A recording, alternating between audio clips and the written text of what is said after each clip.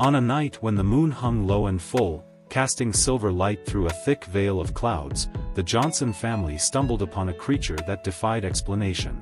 It wasn't an ordinary night, it had the kind of quiet that feels alive, a prelude to something extraordinary. Emma Johnson and her 2 children, Max and Lily, were returning home from the city. The roads were empty except for their old truck rattling down the dirt path that cut through the vast, whispering forest.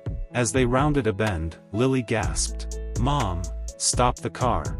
Emma hit the brakes, the headlights sweeping across the figure of an animal sprawled in the middle of the road. At first, it looked like a dog, large, with dark, matted fur, but as they stepped closer, the air around it seemed to ripple, as though reality itself was bending.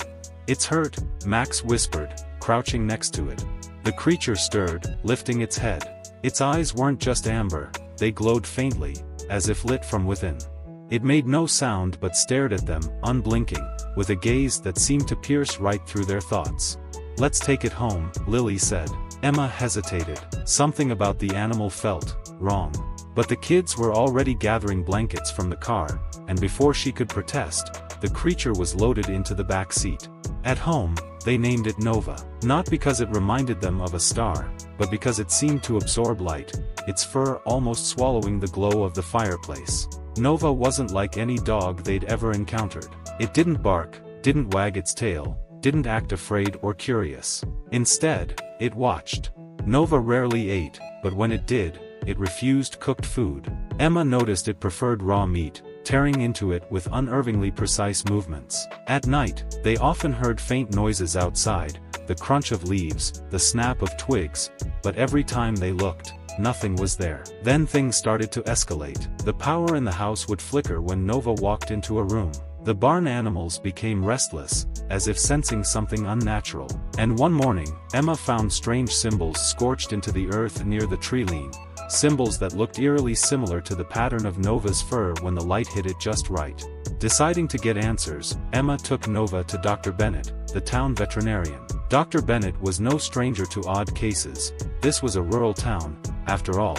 But the moment he laid eyes on Nova, his jovial demeanor changed. "This isn't a dog," he muttered, running his hands over Nova's skeletal structure. "What do you mean?" Emma asked. Dr. Bennett pointed to the creature's paws. "The bone structure is off. Too long. These aren't paws, they're closer to hands." He tilted Nova's head back, exposing its teeth. "And these? These are predators' teeth, but they don't belong to anything on record." Nova, calm and still throughout the examination, turned its head slowly to look at Dr. Bennett. The vet froze, his face going pale. "I need to make a call," he said, his voice trembling.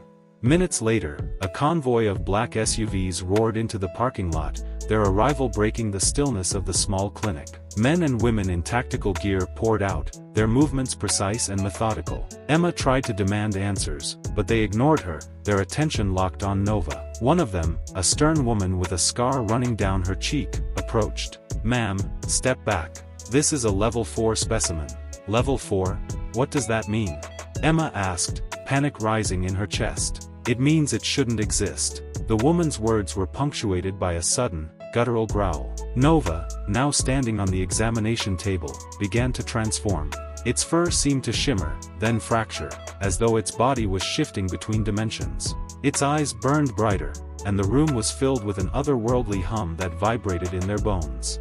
"Contain it," the scarred woman shouted. The agents fired tranquilizer darts, but Nova moved faster than anything Emma had ever seen. One moment it was on the table, the next, it was on the ceiling, its limbs stretched in impossible angles. The lights in the clinic burst, plunging them into darkness. Amid the chaos, Emma heard a voice, deep and resonant, but not from any human throat. "You've taken what was not yours to keep." A flash of blinding light followed, and when Emma opened her eyes, Nova was gone. The agents, shaken but determined, began collecting evidence. "What was that thing?" Emma demanded. The scarred woman hesitated before answering. "Not from here.